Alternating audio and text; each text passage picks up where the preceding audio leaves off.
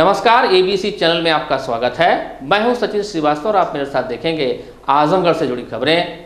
आइए नजर डाल लेते हैं आज की खास खबरों पर। खबर के प्रायोजक हैं Sarvodaya Mahila PG college Harbanspur Azamgarh. Admission open. स्नातक कला संकाय, स्नातक विज्ञान संकाय, स्नातकोत्तर कला संकाय, स्नातकोत्तर विज्ञान संकाय और BTC DElEd. Life style furniture, Billadi Azamgarh. सभी प्रकार के फर्नीचर एवं इलेक्ट्रॉनिक सामानों की संपूर्ण रेंज और paradise international school Hirapatti Azamgarh. Admission open. Play group class 10th। नगर पालिका क्षेत्र आजमगढ़ के आसिफगंज वार्ड नंबर 21 में पुरानी कोतवाली से दलाल घाट तक की सड़क पिछले कई वर्षों से जर्जर है, जिसकी खबर हमने आपको शुक्रवार को दिखाई थी कि किस तरह से करीब 10,000 से अधिक की आबादी को जो इस रोड से प्रतिदिन गुजरती है, उसे समस्याओं का सामना करना पड़ता है। यह सड़क करीब 10 वर्षों से गड्ढों में तब्दील है। इस खबर को प्रमुखता से दिखाए जाने के बाद अब नगर पालिका प्रशासन ने इसका संज्ञान लिया है। जल्द ही सड़क का निर्माण हो जाएगा। अधिशासी अधिकारी नगर पालिका मनोज कुमार सिंह का कहना है कि 10 अक्टूबर से 15 अक्टूबर के बीच में पुरानी कोतवाली से दलाल घाट तक और पुराने एसपी कार्यालय से दैनिक जागरण कार्यालय तक जो जर्जर सड़क है, उसका निर्माण करा दिया जाएगा। उन्होंने बताया कि बारिश के मौसम की वजह से सड़क का निर्माण नहीं हो पा रहा था। सारी प्रक्रिया हो चुकी है, वर्क आर्डर जारी हो गया है। पुरानी कोतवाली से दलाल घाट तक की सड़क के लिए 10,99,000 का बजट आवंटित है, जबकि पुराने एसपी कार्यालय से दैनिक जागरण तक कार्यालय के लिए 14,41,000 रुपए का बजट है। दुर्गा पूजा और दशहरा से पूर्व सड़क का निर्माण हो जाने से निश्चित ही स्थानीय लोगों के साथ ही राहगीरों को राहत मिलेगी। बरसात की वजह से काम नहीं प्रारंभ हो सका है। जैसे ही मौसम सही हो जाएगा, सड़क गीली है, अभी बनाने में दिक्कत हो जाएगा। सड़क सूखने पे 10 से 15 तारीख के बीच में सड़क बन जाएगी। दलाल घाट, पुरानी कोतवाली और एसपी ऑफिस के सामने वाली। तो सारी प्रक्रिया पूरी हो चुकी है नगर पालिका द्वारा? हाँ, सारी प्रक्रिया पूरी हो गई, वर्क आर्डर जारी हो गया है। सिर्फ मौसम सही हो जाए बस, और कोई दिक्कत नहीं। कहने को तो नगर पालिका ने पुराने जेल की जमीन को अस्थायी डंपिंग ग्राउंड बनाया है, लेकिन यह लगभग स्थायी ही बन गया है, जिसके चलते यहाँ एकत्रित कूड़े से संक्रमण फैलने का खतरा हमेशा ही बना हुआ रहता है। लोग पहले भी कई बार अधिकारियों को ज्ञापन देकर इस डंपिंग ग्राउंड को हटाने की मांग कर चुके हैं, लेकिन आज तक किसी के कान में जू तक नहीं रेंगी। शहर के मुख्य मार्ग पर स्थित पुरानी जेल की जमीन को नगरपालिका द्वारा मिनी डंपिंग ग्राउंड बना दिए जाने से बारिश के बाद वहां पड़े कूड़े से दुर्गंध उठ रही है, जिससे उधर से गुजरने वालों सहित आसपास रहने वालों को काफी दिक्कतों का सामना करना पड़ रहा है। एक तरफ लोग वैश्विक महामारियों व सीजन बीमारियों से जूझ रहे हैं, तो वहीं नगर पालिका के इस कृत्य से और दूसरी बीमारियों के फैलने की आशंका पैदा हो गई है। नगर पालिका प्रशासन स्वच्छ भारत अभियान का हिस्सा बनने के बजाय जेल की जमीन पर कूड़ा एकत्रित कर संक्रामक बीमारियों को फैलने का मौका दे रहा है। धूप व बारिश के कारण कचरा सड़क तक आ जा रहा है, तो कूड़े से उठ रही दुर्गंध से लोगों का उधर से गुजरना मुश्किल हो गया है। चौक की तरफ जाना मुश्किल है, तो दूसरी ओर दुर्गंध से परेशानी आम है। एक बार फिर शहर के मुख्य मार्ग पर नगर पालिका परिषद कार्यालय के बगल में ही पुरानी जेल की भूमि पर अस्थायी डंपिंग ग्राउंड पर कूड़े का ढेर पहाड़ जैसा हो गया है। धूप व बारिश के कारण कचरा सड़क तक आ जा रहा है, तो कूड़े से उठ रही दुर्गंध से लोगों का उधर से गुजरना मुश्किल हो गया है। यहाँ नगर पालिका प्रशासन की उदासीनता से कई दिन के कूड़े का ढेर एक बार फिर से लगना शुरू हो गया है। नगर पालिका अध्यक्ष भी कोई है, यह लोग भूलने लगे हैं। काफ़ी बदबू आती है। यहाँ डंपिंग ग्राउंड होना ही नीचे शहर के बीचों बीच में है। आने जाने राहगीरों को काफ़ी कष्ट हो रहा है। एकदम समझ लीजिए नाक बंद, सांस बंद करके आना जाना पड़ रहा है। काफ़ी बदबू है। इसको तुरंत हटाना चाहिए। बारिश में तो और ज़्यादा खतरनाक स्थिति हो जाती है बदबू की। नगर पालिका को इसको ध्यान देना चाहिए। एकदम नगर पालिका के बगल में होकर ये हटाना चाहिए, इनको देखना चाहिए इस चीज़ को। स्वच्छता का दावा, नगर पालिका जो स्वच्छता का दावा करती है, वो दावा कहीं से पूरा नहीं हो रहा है। ये पूरा डंपिंग ग्राउंड पे कूड़ा बदबू कर रहा है लगातार 24 घंटे। इसको तुरंत हटाया जाए, यहाँ से शहर के बीचों बीच हटा दिया जाए, इसको कहीं और दूर किया जाए शहर से। हुआ है यहाँ से कूड़ा कई दिनों से जा नहीं रहा है, इसलिए बदबू कर रहा है। इस बीमारी का कारण है बहुत बड़ा। इस बीचों बीच है शहर के, उसको हटाएं। नगर पालिका जो अध्यक्ष हैं उसको हटाएं वहाँ से। क्या दिक्कत हो रही है आने जाने जनता को? जनता को आने जाने में परेशानी हो रही है। आप क्या चाहते हैं कि सफाई कराएं उसका, और क्या। पुरानी जेल के बगल में जो डंपिंग ग्राउंड बना रखा है उसमें दिन भर इतनी दुर्गंध रहती है कि अगल बगल से गुजरने पर बिना मुंह ढके नहीं जा सकते। और तो और स्कूटर वगैरह से चलो तो उसमें से कूड़ा उड़ के ऊपर आ जाएगा, एक्सीडेंट हो जाता है। सफाई की बहुत ही वहाँ व्यवस्था ख़राब है। सड़क पर पानी बहता रह रहा है, दुर्गंध इतनी ज़्यादा है कि पूछिए मत। इस डंपिंग ग्राउंड को तो यहाँ से तत्काल हटा करके कहीं और शिफ्ट करना चाहिए। ये बीचों बीच नगर पालिका ने नरक बना रखा है। नगर पालिका ये नरक पालिका हो गई है। नगर पालिका स्वच्छता का दावा करती है तो क्या करना चाहिए? स्वच्छता का दावा तो करते हैं लेकिन सफाई की व्यवस्था बहुत ही खराब है। सुबह चले जाइए तो देवी जी के मंदिर के सामने कूड़ों का अंबार है। उधर चले जाइए कालीनगंज वाले रोड पे, उस पर भी कूड़ों का अंबार है। 10 बजे 9 बजे तक नगर पालिका का कूड़ा उठता रहता है।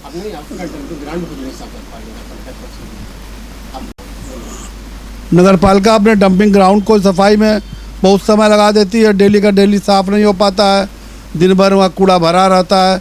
इसको तो मेरी राय है कि इसको तत्काल कहीं और ले जाएं। यहाँ डंपिंग ग्राउंड बनाने का कोई मतलब ही नहीं है कि आबादी के बीचों बीच इस तरह का डंपिंग ग्राउंड दुर्गंध और बीमारियों की जड़ है। के बाद कभी अध्यक्ष किसी मोहल्ले का किसी दौरा किया कभी अब शहर में और किया कि नहीं मुझे तो नहीं मालूम, लेकिन मेरे मोहल्ले में कभी उनका दर्शन नहीं हुआ।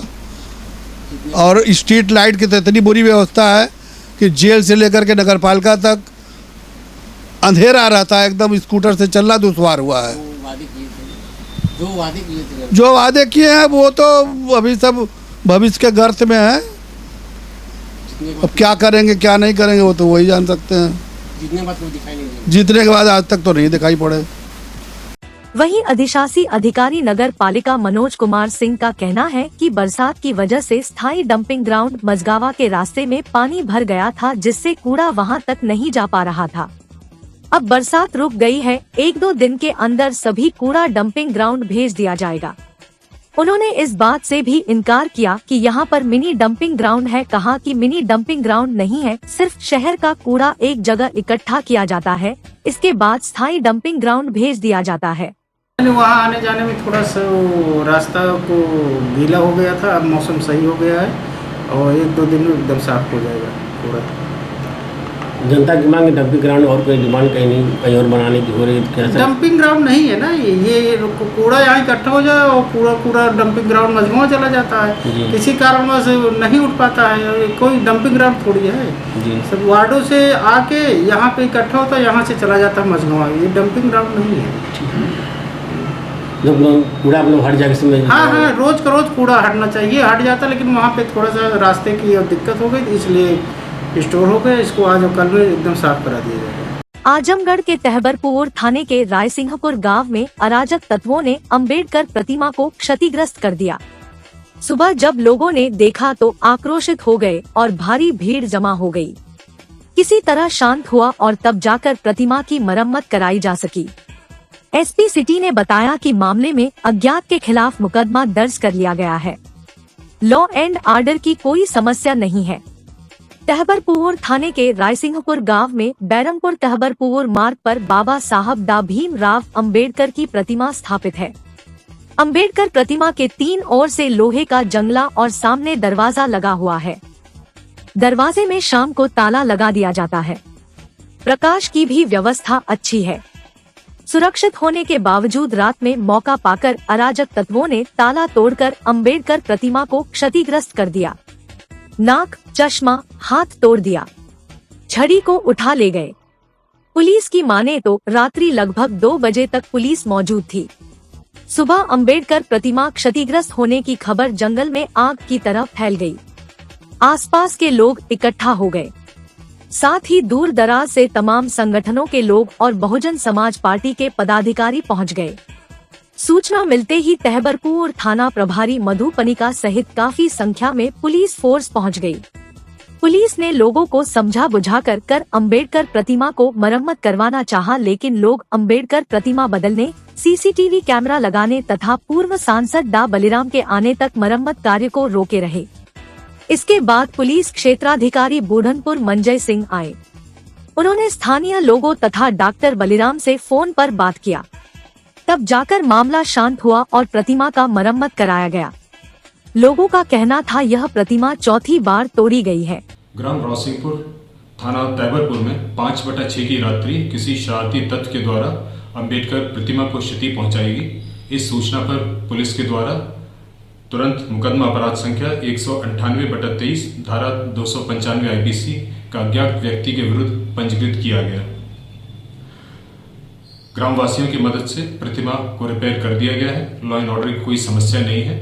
पुलिस के द्वारा शीघ्र ही अभियुक्त को चिन्हित कर उसके विरुद्ध वैधानिक कार्रवाई की जाएगी। जिलाधिकारी विशाल भारद्वाज की अध्यक्षता में शनिवार को तहसील सदर के सभागार में संपूर्ण समाधान दिवस का आयोजन किया गया। इस अवसर पर जिलाधिकारी ने संबंधित अधिकारियों को जन समस्याओं के त्वरित एवं गुणवत्तायुक्त निस्तारण करने के निर्देश दिए। उन्होंने कहा कि इसमें किसी भी स्तर पर लापरवाही क्षम्य नहीं होगी। जन समस्याओं का गुणवत्तायुक्त एवं समयबद्ध निस्तारण शासन की प्राथमिकता है। इस अवसर पर यहां कुल 184 मामले आए, जिसमें से 18 मामलों का मौके पर निस्तारण किया गया तथा शेष 166 मामलों का निस्तारण निर्धारित समय सीमा के अंतर्गत करने के लिए जिलाधिकारी ने संबंधित अधिकारियों को निर्देश दिए। प्राप्त मामलों में राजस्व विभाग के 121, पुलिस के 24, विकास के 23, स्वास्थ्य विभाग के 1 एवं अन्य के 15 मामले शामिल है। जिलाधिकारी ने समस्त संबंधित अधिकारियों को निर्देशित करते हुए कहा कि जिन जिन विभागों से संबंधित आवेदन पत्र प्राप्त हुए हैं, उसे जल्द से जल्द 100% गुणवत्तायुक्त निस्तारित करना सुनिश्चित करें। जिलाधिकारी ने कहा कि यदि समस्याओं का निस्तारण प्रारंभिक स्तर पर ही कर दिया जाए तो जनता को मुख्यालय तक नहीं जाना पड़ेगा। इसलिए अधिकारीगण प्राथमिकता के आधार पर प्रारंभिक स्तर पर ही जन समस्याओं का वास्तविक निस्तारण कर दें। इस अवसर पर मुख्य विकास अधिकारी श्री प्रकाश गुप्ता, अपर पुलिस अधीक्षक सीएमओ डॉक्टर IN तिवारी, जिला विकास अधिकारी संजय कुमार सिंह, उप जिलाधिकारी सदर ज्ञानचंद गुप्ता, तहसीलदार सदर सहित अन्य जिला स्तरीय अधिकारी उपस्थित रहे। तहसील सदर में संपूर्ण समाधान दिवस था। 165 के आसपास हमारे यहाँ प्रार्थना पत्र आए थे। उनमें ज़्यादातर भूमि विवाद से संबंधित थे। जो गंभीर प्रकृति के थे उनमें राजस्व और पुलिस की संयुक्त टीम बनाकर आज या अगले 48 घंटे के भीतर मौके पर जाकर जांच करने के आदेश दिए गए। इसके अतिरिक्त राशन कार्ड, विकलांग पेंशन इत्यादि के भी प्रकरण थे, उनका आज ही निस्तारण करने के लिए निर्देश दिए। सर, तमाम समस्याएं से गांव की समस्याएं, सड़क नाले की, उसके बार बार आना पड़ता है। अधिकारियों से समाधान में इस होता है, क्या वजह सर क्या होता है? इसमें कई बार जो जानकारी आवेदक को होती है वो संपूर्ण नहीं होती है। कई मामलों में न्यायालयों में भी प्रकरण लंबित रहते हैं। हम लोगों का प्रयास है कि यथाशीघ्र ऐसे प्रकरणों का निस्तारण किया जाए। आजमगढ़ के हिरोला थाना अंतर्गत असिलाई ग्राम विशनपुरा गांव में जमीन के विवाद को लेकर पट्टीदारों के बीच में कहासुनी व मारपीट हो गई। एक पक्ष के लोगों ने जमीन को लेकर जमकर तोड़फोड़ व मारपीट की। वीडियो में सब दिख सकता है कि पाटीदार किस तरह घर को क्षतिग्रस्त कर रहे हैं। वह लाठी डंडे से लैस आक्रामक दिखाई दे रहे हैं। सूचना पर के मौके पर पहुंची पुलिस ने 3 लोगों को हिरासत में ले लिया है व उनके विरुद्ध कठोर और दंडात्मक कार्रवाई की जा रही है। पूरे मामले का संज्ञान लेते हुए एसपी यातायात संजय कुमार ने बताया कि कुछ दिन पहले पट्टीदारों के बीच में कहासुनी व मारपीट हुई थी, जिसमें 3 लोगों का चालान किया गया है व आगे की शेष कार्रवाई की जा रही है। एक मामला है असलाईपुरा थाना अजनौला का प्रकरण है। इसमें मारपीट हुई थी लगभग 10 दिन पहले। इसमें अभियोग पंजीकृत किया गया था। 3 लोगों का इसमें चालान हुआ है और इसमें भी का कार्रवाई की जाएगी। जो वैधानिक होगा वो आगे नियमानुसार कार्रवाई। मुख्य कारण क्या था, पता चल पा रहा है क्या? आपस में मकान बनाने को लेकर पट्टेदारी का विवाद था और मकान बनाने को लेकर आपत्ति थी, इसी के तौर। आजमगढ़ के कप्तानगंज थाना क्षेत्र अंतर्गत खलीफपुर गांव में शनिवार की सुबह 9 बजे अपने घर पर साफ सफाई के दौरान पैर में सांप के काटने से अधेड़ की मौत हो गई। पुलिस शव को कब्जे में लेकर पोस्टमार्टम कराने जिला मुख्यालय आई। खलीफपुर गांव के प्रधान संदीप सिंह ने बताया कि मृतक का नाम गणेश पुत्र फूलचंद है। वह सुबह 9 बजे अपने घर पर साफ सफाई कर रहे थे, तभी पैर में सांप ने काट लिया। उनको गंभीर हालत में जिला अस्पताल में लाया गया। यहाँ करीब 12 बजे दिन में उनकी मौत हो गई। शव का पोस्टमार्टम कराया जा रहा है। सुनते हैं ग्राम प्रधान संदीप सिंह ने क्या जानकारी दी। कर रहा था अपने लड़के का नाम क्या, जो जिनकी मौत हुई उनका नाम क्या है? गणेश धोबी है, पिता का नाम फूलचंद। उम्र उनकी 42 जी।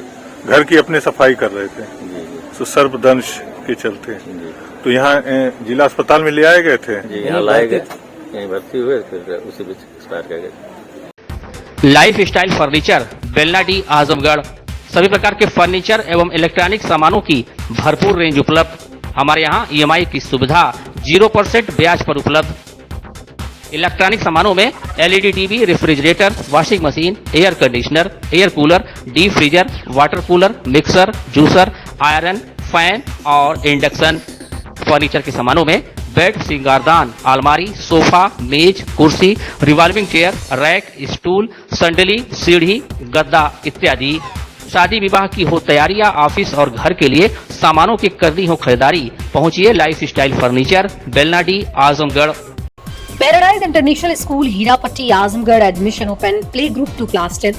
CBSE pattern English medium school, in house developed digital learning platform, true digital smart school, well qualified teaching staff, well designed composite science lab, fully equipped computer lab, fully furnished library, edge per CBSE standards, outdoor and indoor play facility for overall development. Our branch Kids Paradise Fun of Learning Playgroup section of Paradise International School, 200 plus design activity kits and play zone for Kids Paradise Playgroup section. Sarvodaya महिला PG college, गोरठ, Harbanspur, Azamgarh. प्रवेश प्रारंभ सत्र 2023-2024। स्नातक कला संकाय, हिंदी, संस्कृत, अंग्रेजी, भूगोल, शिक्षा शास्त्र, मनोविज्ञान, समाज शास्त्र, गृह विज्ञान, प्राचीन इतिहास। स्नातक विज्ञान संकाय, भौतिक विज्ञान, रसायन विज्ञान, गणित, प्राणी विज्ञान, वनस्पति विज्ञान। स्नातकोत्तर कला संकाय, समाज शास्त्र, गृह विज्ञान। स्नातकोत्तर विज्ञान संकाय, भौतिक विज्ञान, रसायन विज्ञान, प्राणी विज्ञान, वनस्पति विज्ञान। महिलाओं के लिए BTC DLED में एडमिशन ओपन। सिर्फ 50 सीट उपलब्ध, जल्दी करें।